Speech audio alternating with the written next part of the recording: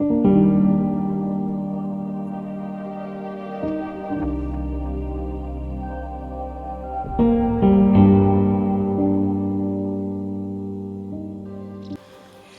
Everyone, नमस्कार।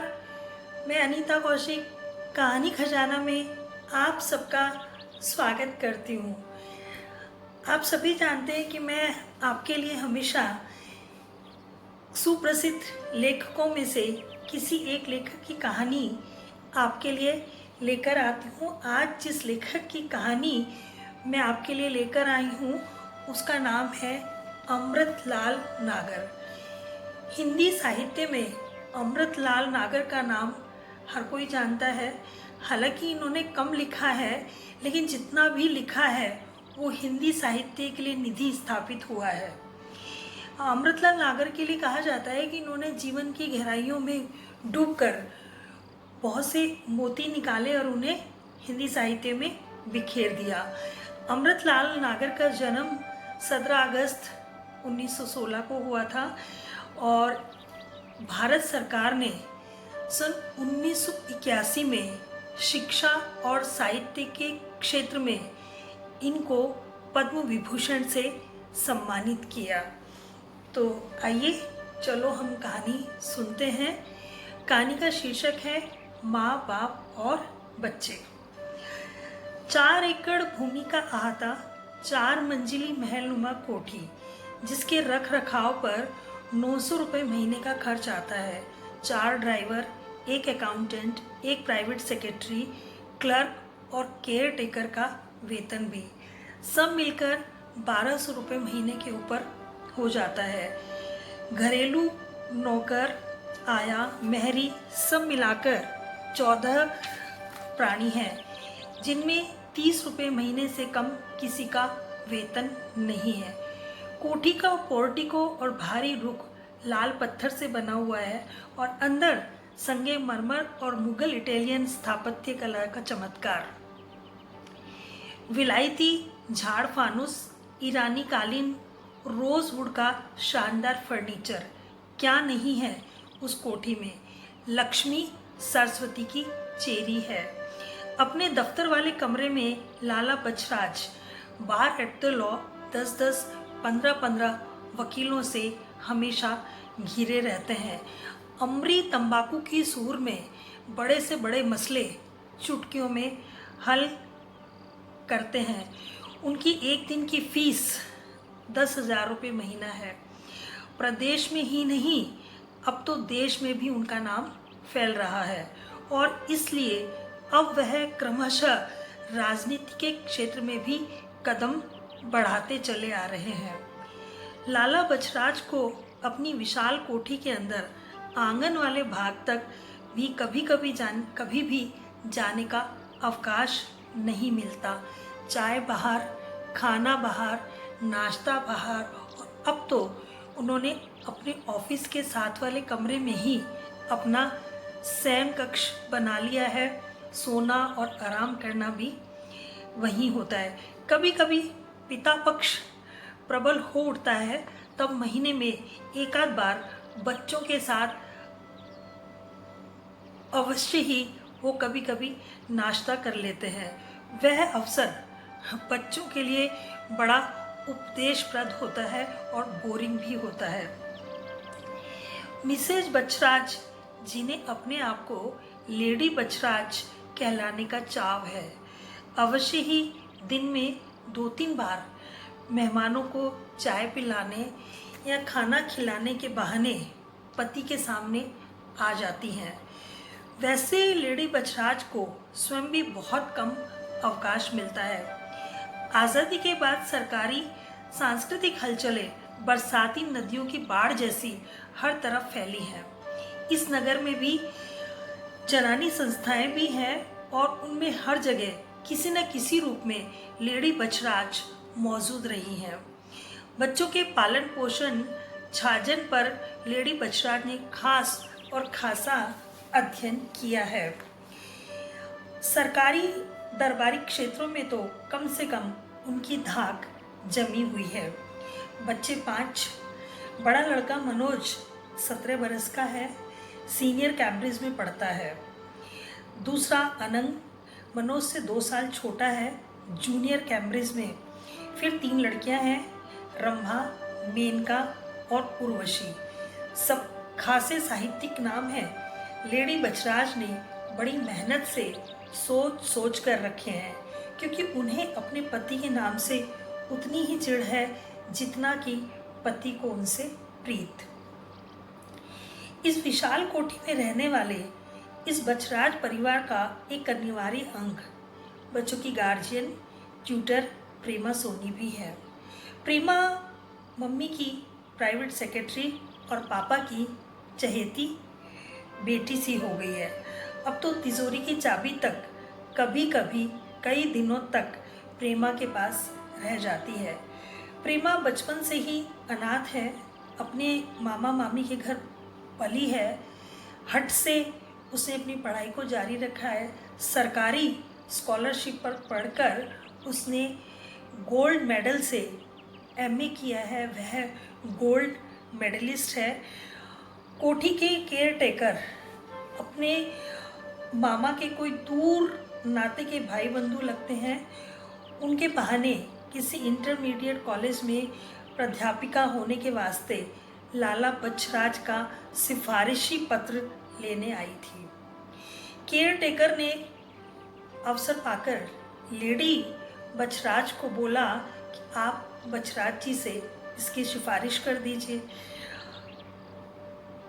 Lady Bachhraj ने सिफारिश करने की फीस के तौर पर दिन भर प्रेमा सोनी से अपनी संस्थाओं की चिट्ठियां लिखवाईं, लेकिन यह अवसर प्रेमा को भी अपने शील व्यवहार और कर्म कुशलता से प्रभावित करने के लिए मिल गया।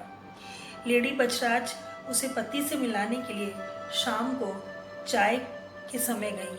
संयोग से लाला बछराज उस दिन अकेले बैठे थे। उन्हें अपनी प्राइवेट सेक्रेटरी से आज ही अनंत तथा रंभा वगैरह लड़के लड़कियों की बदतमीजी की शिकायत मिली थी। पहले भी एकाध बार अकाउंटेंट वगैरह से लड़कों से अशिष्ट व्यवहार की शिकायतें उनसे की थी। इसलिए पत्नी की बात समाप्त होते ही उन्होंने अपनी पत्नी को यही प्रसंग उठाकर लताड़ना शुरू कर दिया। शीला, तुम बड़ी चिल्ड्रन स्पेशलिस्ट बनती हो और तुम्हारे ही बच्चे निहायत बदतमीज़ हैं। ये गुरुचरण बाबू श्याम किशोर जैसे लोगों से मामूली नौकरों के समान गाली गलौज भरी बातें कर जाते हैं। अगर तुम इन्हें नहीं संभाल सकती तो मैं इन सबको हॉस्टल में भर्ती करवा दूंगा। लेडी बछराज के बदन में आग लग गई। बोली, तो मैं क्या करूं? आखिर मेरे पास भी तो बाहर के बहुत काम होते हैं और ये मैं अच्छे से जानती हूँ कि मेरे से ज़्यादा केयरफुल मदर कोई हो ही नहीं सकती। बैरिस्टर साहब ने छूटते ही उत्तर दिया, बाहर का इतना काम है तो उसे छोड़ दो।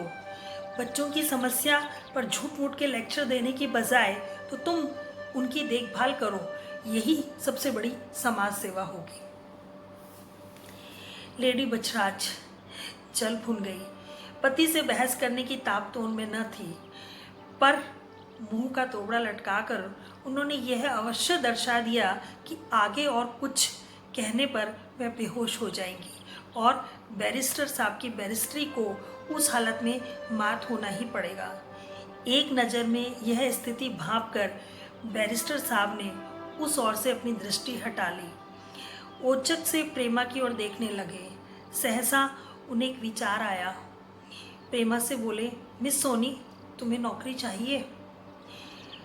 नौकरी ही नहीं, तुम्हें एक माँ की भी ज़रूरत है, भाई बहनों की भी ज़रूरत है। तुम हमारे यहाँ ही क्यों नहीं रह जाती? किसी कॉलेज में ऊंचे से ऊंचा वेतन तुम्हें मिल सकता है, पर अगर यह वेतन तुम्हें यहीं मिल जाएगा, अलावा इसके तुम्हें आरामदेह घर मिलेगा, एक बहुत ही दयालु सी माँ भी तुम्हें मिलेगी। मैं वचन देता हूँ कि 2-3 बरस बाद तुम्हें सीधे ही किसी कॉलेज का प्रिंसिपल लगवा दूंगा। प्रेमा सोनी राजी हो गई। पिछले 1.5 वर्षों से प्रेमा बैरिस्टर साहब के घर रह रही है और बहुत सुखी है, और सुखी हो भी क्यों ना, उसे अच्छा घर मिला है, परिवार मिला है, सभी उसे बहुत प्यार करते हैं और उसकी देखभाल से वो लोग खुश भी हैं। तीनों लड़कियां अब करीब करीब उसके काबू में आ गई हैं। उनकी बदतमीजी अब किसी बड़े तनख्वाह वाले मातहत को नहीं सताती।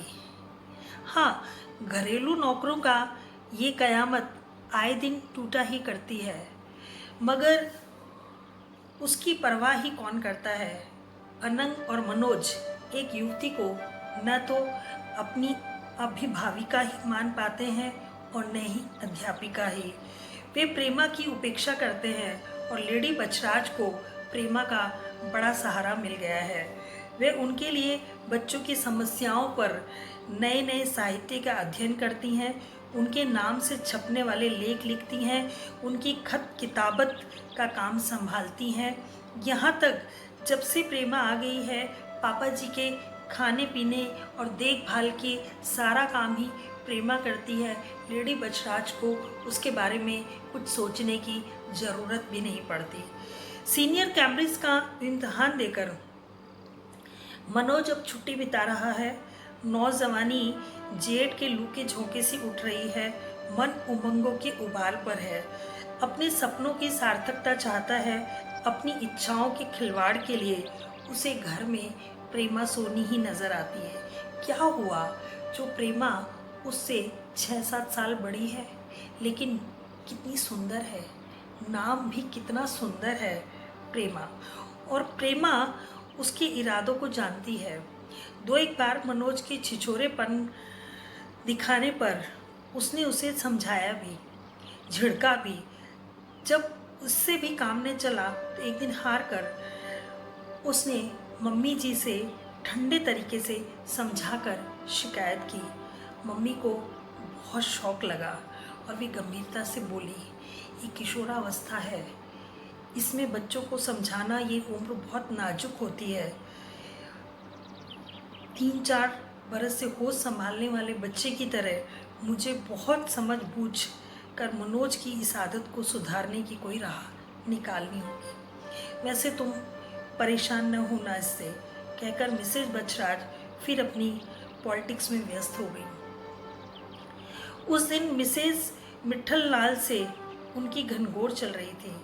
भला बतलाइए, कल की रईस अभी तक कार में ठीक तरह से बैठने का तो शऊर आया नहीं, और बैरिस्टर बछराज की पत्नी के विरुद्ध एक महिला संस्थान के चुनाव में पॉलिटिक्स बढ़ाने का दम दिखाने लगी। मिसेज मिट्ठल लाल ने मिसेज बछराज का इन दिनों नाकों में दम कर रखा था, इसलिए बच्चों किशोरों के मनों की स्पेशलिस्ट नेत्री अपने नवयुवक लाडले की बुरी हरकतों के विषय में सब कुछ भूल गई। लेकिन अनाथ गार्जियन अध्यापिका प्रेमा क्यों कर भूलती। मनोज उसे भूलने न देता था, बल्कि अपने जोश में उसकी बेहोश हरकतें बराबर बढ़ती ही जाती थी। रात को दरवाजे के ऊपर खिड़की की छड़ें दोनों हाथों से पकड़कर लटकते हुए प्रेमा से द्वार खोलने की विनती करना तो हर रात का क्या रात भर की हरकत हो गई थी। इसके अलावा उसने एक रात रेती और आरे की मदद से किवाड़ खोलने का प्रयत्न भी किया। एक दिन जब सुबह सब भाई बहन प्रेमा के साथ नाश्ता कर रहे थे, उस समय मनोज ने आकर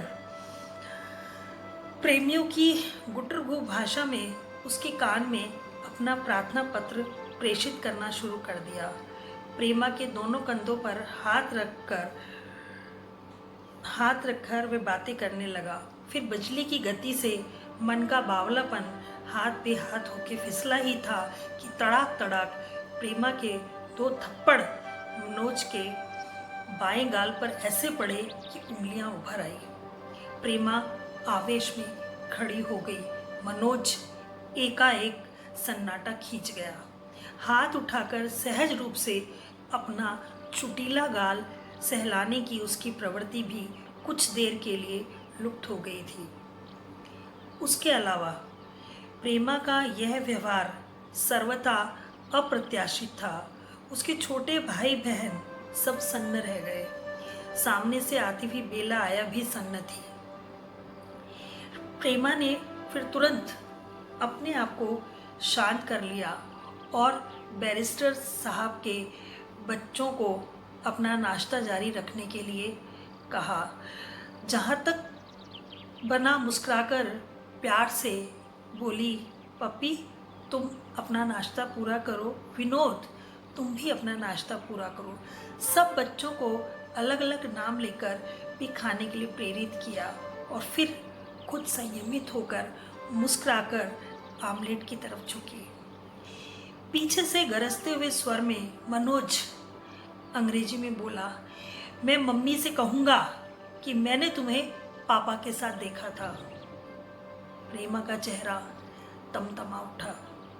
16 बरस की मिन्नी और 14 बरस का विनोद अपने बड़े भाई की सूरत देखने लगे। दूसरे बच्चों के लिए बड़े भाई की चीखती आवाज़ ही एक अबोध सन्नाटा भर देने के लिए काफ़ी हो गई थी। निवाला मुंह में रखते हुए प्रेमा ने मिन्नी और विनोद से अंग्रेजी में कहा कि मनोज की बातों पर ध्यान न दो, वह तो पागल हो गया है। मनोज ने अपनी बात को 2 बार, 3 बार, 4 बार चीख चीख कर दोहराता रहा और जब तक दोहराता रहा जब तक कि उसकी आवाज़ थक न गई। तमाम नौकर चाकर सुनते रहे। रईसों, बड़े आदमियों की कोठियों में नौकर, आया, बैरा आदि लोगों को साहबों और मेम साहबों की अंग्रेजी की बानी सुनते सुनते कुछ अंग्रेजी का अभ्यास हो ही जाता है। सभी को इस बात से अचरज हो रहा था। नौकरों को बैरिस्टर साहब की ओर से तो कभी कोई शक हुआ ही नहीं था। मेम साहब के बारे में तो एक आध ऊंची नीची बातें सुन भी रखी थी। वैसे प्रेमा मास्टरनी के बारे में भी इतने दिनों में कोई बेकायदे की बात किसी के देखने में नहीं आई थी। मनोज अपनी खिसियानी जिद से हिटलरी प्रचार के ट्रिक के अनुसार एक झूठ को 10 बार झुठलाता रहा। नौकरों के एक दल के मन में विश्वास जमने लगा कि संभव है कि भैया ने प्रेमा को बैरिस्टर साहब के साथ देखा ही हो। प्रेमा ने जैसे तैसे नाश्ता पूरा किया और उठकर अपने कमरे में चली गई। उस दिन पापा और मम्मी दोनों ही अपने अपने कामों से नगर के बाहर गए हुए थे। मनोज ने दिन भर प्रेमा को तरह तरह से तंग किया। वह मुंह से एक अक्षर भी न बोली। शाम के समय मनोज को दूसरी लहर चढ़ी। मैं फांसी लगाकर मर जाऊंगा अगर तुमने पापा से शिकायत की, और पत्र में लिख के जाऊंगा, मम्मी के नाम पत्र लिखूंगा जिसमें मैं लिखूंगा कि मैंने तुम्हें पापा के साथ देखा था। प्रेमा ने कुछ सोचकर मनोज से ऊपर के खाली कमरे में चलने के लिए कहा। मनोज अपनी विजय पर खुशी से फूल कर ऊपर गया। प्रेमा ने जाकर दरवाजे की कुंडी बाहर से चढ़ा दी।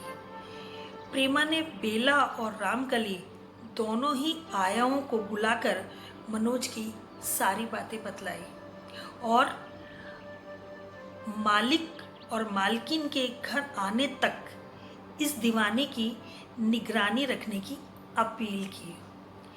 प्रेमा को रह रहकर यही अचरज हो रहा था कि इतने बड़े आदमी के बेटे में तनिक भी जिम्मेदारी की भावना नहीं।